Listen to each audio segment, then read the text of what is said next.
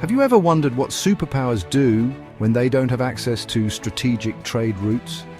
One of their methods is to create artificial passageways through nature. The Panama Canal is one of the world's most important trade routes, a maritime highway that shortens the journey between the Atlantic and Pacific Oceans, allowing billions of dollars in goods to pass through each year. But why has it suddenly become a hot political topic again? And why is Trump's name associated with it? Donald Trump, the US president, a name always linked with controversial economic and trade policies, has once again turned attention to a strategic point, the Panama Canal.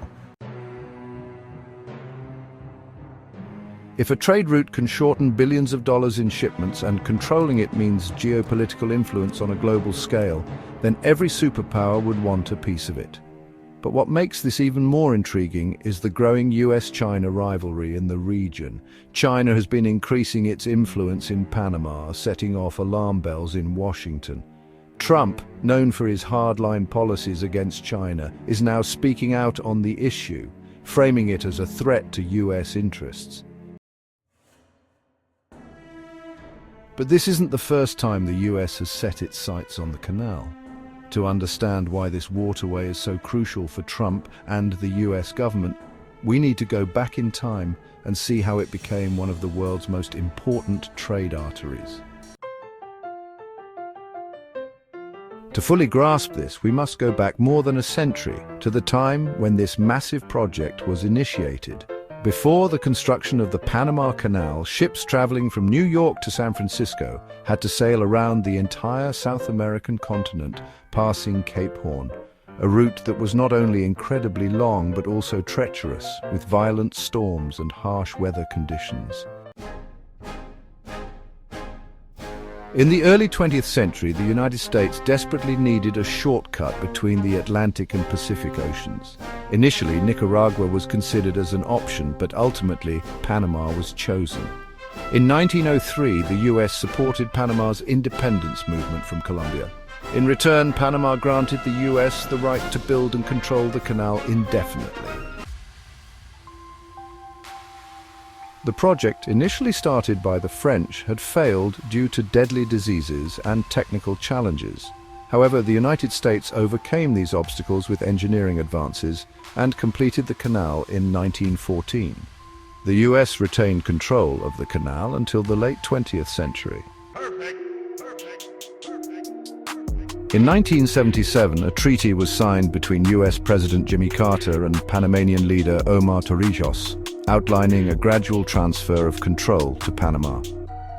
On the last day of 1999, the US officially withdrew from the canal. But was that the end of US influence in the region? Not exactly. History of the Panama Canal, from dream to reality. The dream of building a canal in Panama goes back centuries. Even the Spanish colonizers had considered such an idea.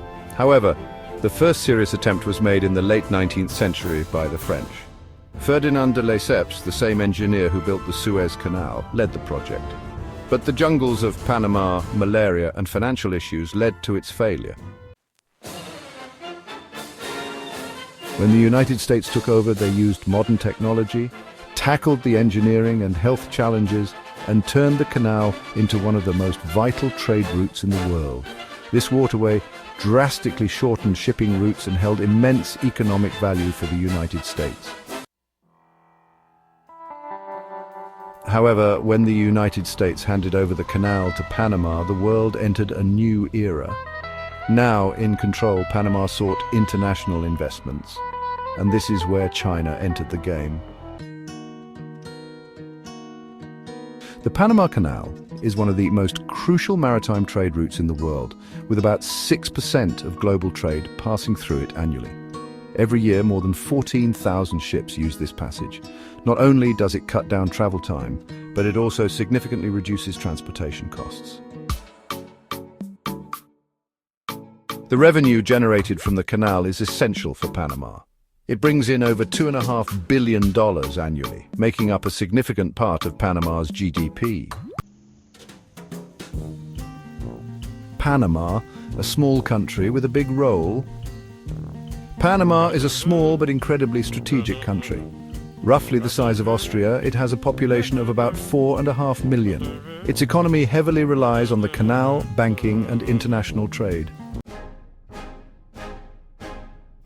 After taking over the Panama Canal, the country focused on attracting foreign investments to fuel economic growth. One of the biggest investors, China. China has poured billions into infrastructure projects in Panama, expanding its economic footprint in the country. This alarming trend has caught the attention of Washington. In recent years, China has steadily increased its influence in Panama. Beijing has invested billions in various projects, strengthening its commercial ties in the region. This has triggered serious concerns in the US.